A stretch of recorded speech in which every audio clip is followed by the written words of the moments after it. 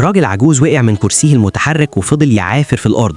بالصدفة عدت بنت صغيرة فقيرة، نادى عليها بلهفة: يا بنتي ساعديني وجمعي لي الفلوس اللي وقعت مني. البنت بكل أمانة وقفت وجمعت له كل مليم وادته له. الراجل اتنفس الصعداء وطلب منها خدمة كمان تساعده يرجع لكرسيه.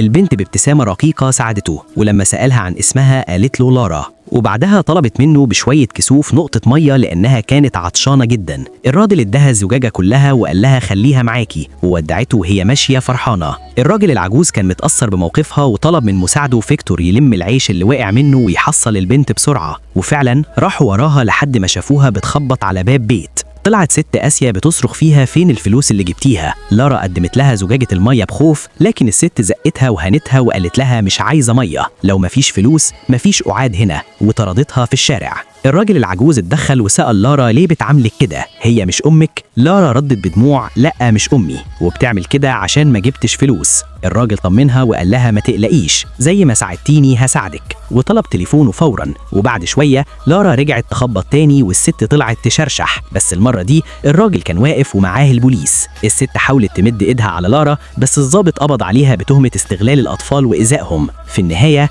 الراجل العجوز خد لارا لبيت دافي وجميل، وفتح لها أوضة مليانة لعب وهدوم جديدة وقال لها ده بيتك، ومن هنا ورايح كل السعادة دي من حقك، وأنا هخلص إجراءات تبنيكي رسمي. لارا ضحكت من قلبها وبدأت تلعب، وبكده تكون الطيبة والأمانة ردوا لها حقها وعوضوها عن كل اللي شافته. متنساش تصلي على النبي وتعمل لايك واشتراك.